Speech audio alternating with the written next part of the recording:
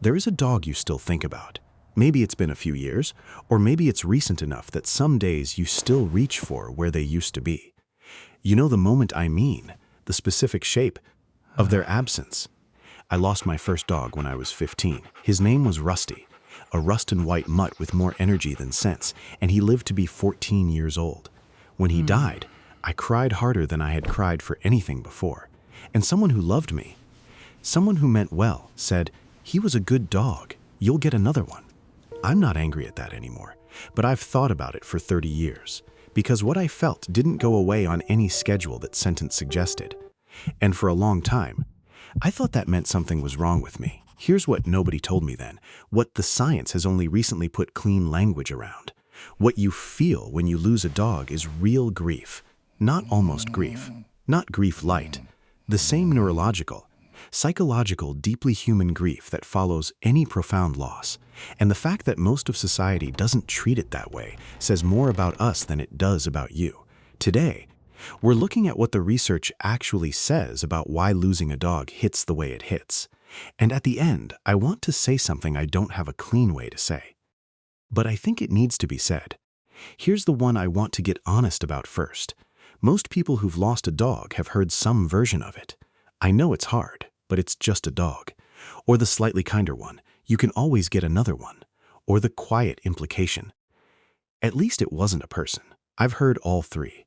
And I want to tell you something uncomfortable. Somewhere in the years after Rusty, before I knew better, I probably said something like it to someone else. Here's the part that matters. That cultural script, the one that quietly tells you your pet grief doesn't quite count, is not based on science. It is not based on psychology. It is based on a hierarchy of loss that humans invented, and that the people who study grief have been quietly dismantling for decades. A grief researcher named Kenneth Doka introduced a concept in 1989 that finally gave this thing a name: disenfranchised grief. Grief that isn't socially recognized. Grief the people around you don't make room for. Pet loss is one of the most cited examples in the literature on this. And what Doka's work showed, and what research since confirmed, is that disenfranchised grief isn't just equal to other grief. It can be harder, because you're doing it without the social structures we've built for loss. No bereavement leave, no funeral, no one checking in on you 3 months later. Just the grief and the additional weight of feeling like you shouldn't be grieving this much. That weight is a lie. Let me show you why. To understand why losing a dog breaks you, you have to understand what was actually happening between you every single day they were alive. I'm not a psychologist, I'll say that clearly. But I read everything I could find on this. And here's what actually stuck. In 2015, researchers at Azabu University in Japan published a study in the journal Science that I keep coming back to. They were looking at what happens to oxytocin, the bonding hormone, the one that surges when a mother holds her newborn, when a person and their dog simply make eye contact. Just that. And what they found was that oxytocin rose in both the human and the dog. A mutual gaze loop, the same biochemistry that, until that study, scientists had only documented between parents and their infants. Think about what that means for your dog. They are not just near you. They are not just a pet you feed. At the neurological level, the bond your brain built with your dog shares chemistry with the deepest attachments humans form. Psychologists have a framework for those deepest bonds, called attachment theory, built largely from the work of John Bowlby. And over the last 2 decades, researchers studying the human-animal relationship have shown that the same attachment mechanisms apply. Your dog wasn't just a companion. At the level of how your brain encoded that relationship, they were an attachment figure. Someone whose presence the nervous system learned to register as safety. Every morning they were there. Every hard evening. Every ordinary Tuesday. Your nervous system knew. Here's what that means when they're gone.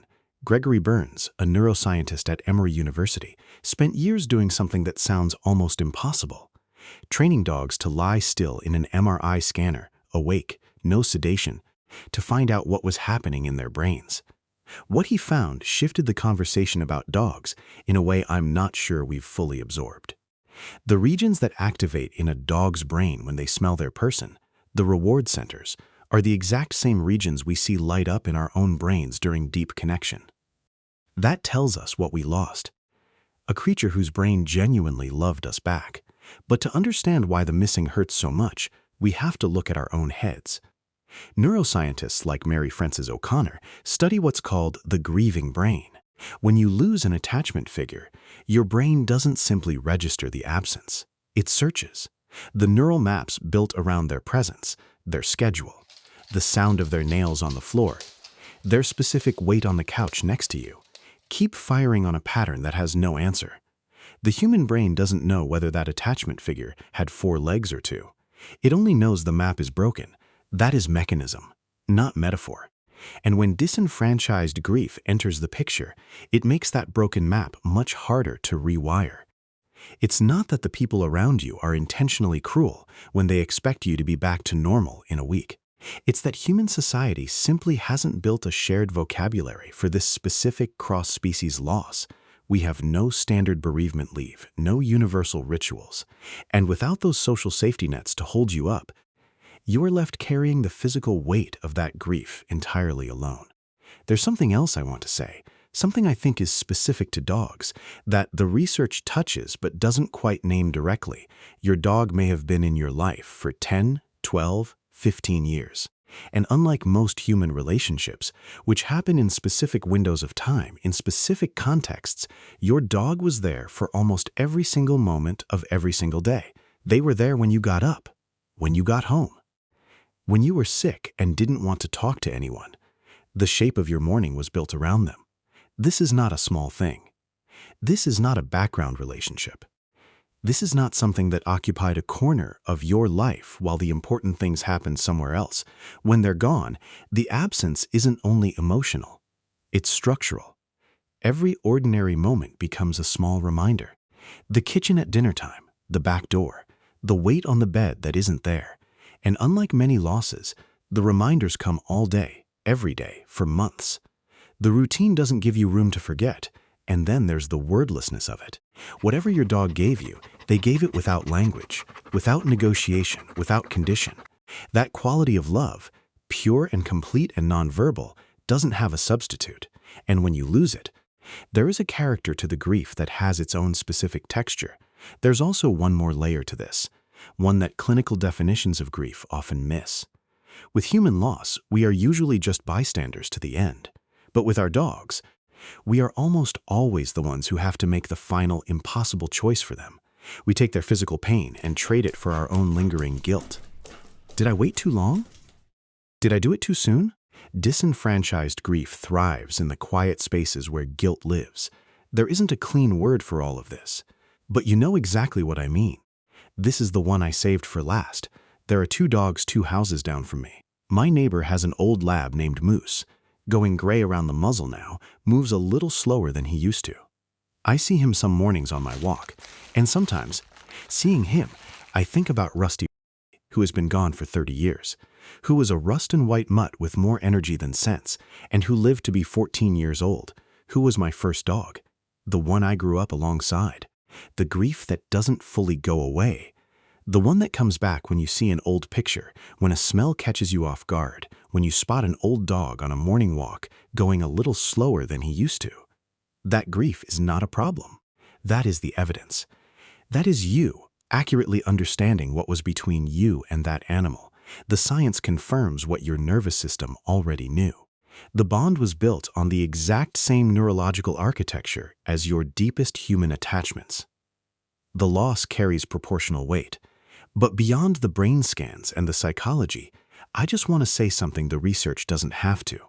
Your dog, whatever their name was, deserved to be fully grieved, not as a lower category of loss, not as practice for something else, because what they gave you completely. You are allowed to miss them like they mattered, because they did. If you've lost a dog recently or years ago, tell me about them in the comments, their name, something they did, something you miss. I want to know. When I was 15, someone told me I'd get another dog. They were right. Noodle has been asleep in the afternoon sun in the living room for 8 years now. Sesame has taken over most of the couch. And I love both of them in that way. You know now exactly what I mean by that. But Rusty was the first. And 30 years later, I still think about him sometimes. When the light comes in a certain way in the late afternoon, when I see a rust-colored dog across a yard somewhere, that's not a problem. That's just what it looks like to have loved something that much. I read everyone. And the ones about the dogs you still miss, those are the ones I keep the longest. See you out there.